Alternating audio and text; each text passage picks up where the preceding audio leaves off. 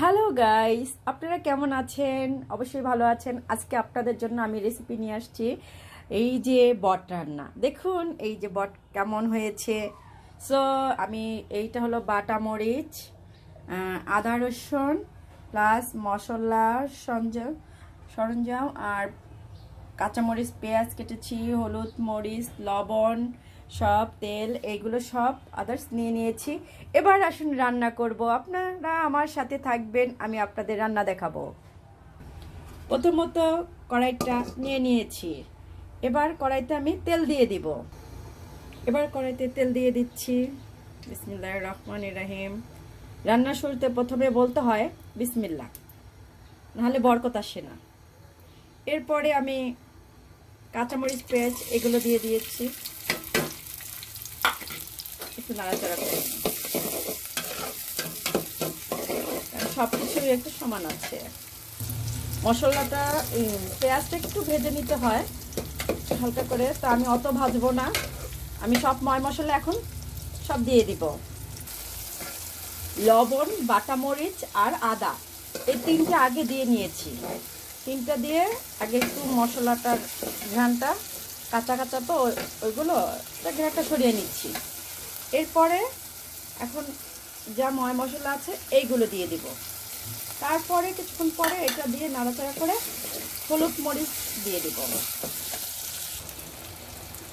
হলুদ মরিচটাও দিয়ে দিয়েছি, এই যে মরিচ আর এই যে হলুদ এগুলো দিয়ে দিয়েছি। এখন এখন একটু মশলাটাকে আমি একটু ভাজা ভাজা করে নিব।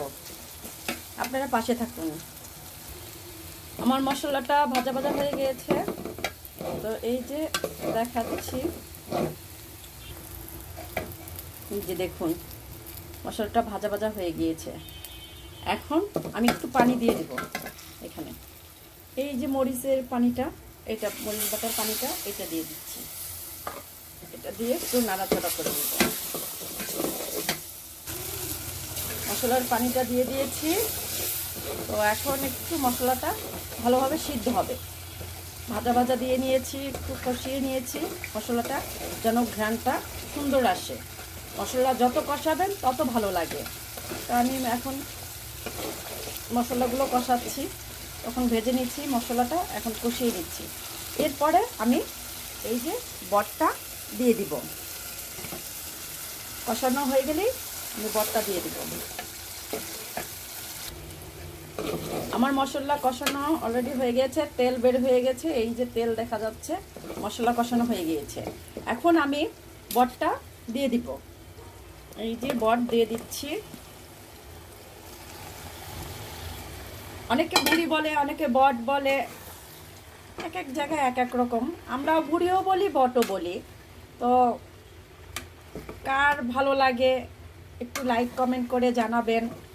যেহেতু আমি এটা ব্লগ ভিডিও করছি, বড় ভিডিও, তো সবাই আমাকে সাপোর্ট করবেন, আমাকে একটু লাইক কমেন্ট করবেন। আমি ছোট ইউজার, এখনও বড় হইনি, আমার ফলোয়ারও কম। আপনারা আমার পাশে থাকলে অবশ্যই আমি সামনে এগিয়ে যেতে পারবো। সবাই আমার জন্য দোয়া করবেন যেন আমি বড় হতে পারি, আপনাদের পাশে থাকতে পারি। আমাকে দোয়া করবেন, কারণ আমি এখনো অনেক ছোট।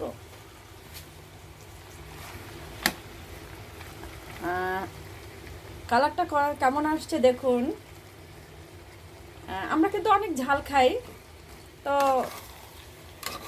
আমরা খুলনার মানুষ, তো তাই বেশি একটা ঝাল খাই। আমার হাজব্যান্ড প্রচুর খায়, আমার বাচ্চারা দুইটাও, সেও ঝাল খায়, তাই আমি অনেক ঝাল দিয়ে রান্না করি। এখন একটু ঢেকে রাখবো সিদ্ধ হওয়ার জন্য।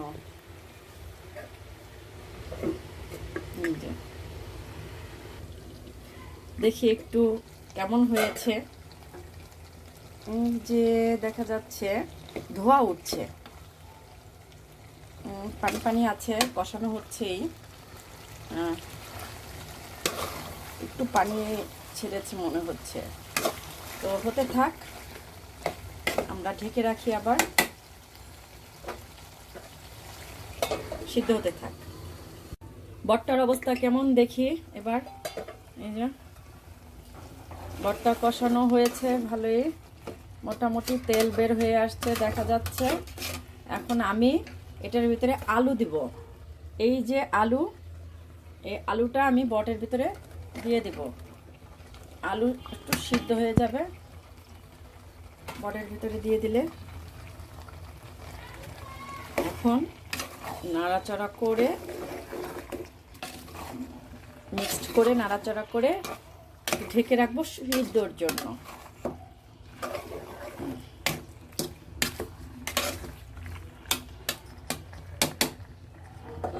একটু ঢেকে রাখি সিদ্ধর জন্য।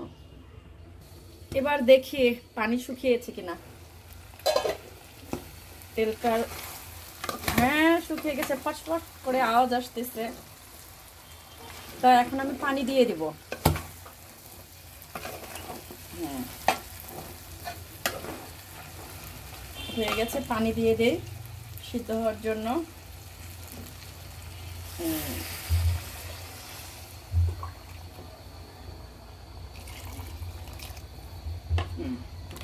পানি দিয়ে দিয়েছি। এখন কি করে নাড়া দিয়ে দিয়েছি, ঢেকে দিব। এখন এবার হতে থাক, দেখি কেমন লাগছে। দেখা যাক বটটা এখন কেমন হয়েছে, আমি দেখে নিচ্ছি। এই যে বট আমার হয়ে গেছে, ঝোলটা শুকিয়ে গেছে। এই যে ঝোল শুকিয়ে গিয়েছে।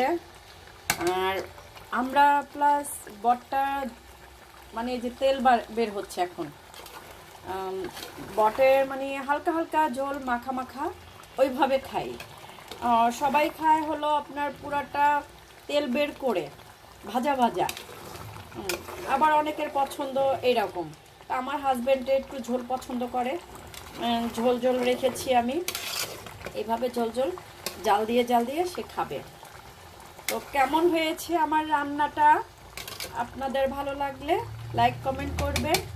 এখানেই সমাপ্ত। সবাই সবাইকে ভালোবাসা দিবেন, সবাই পাশে থাকবেন। আর আমার জন্য দোয়া করবেন। খোদা হাফেজ।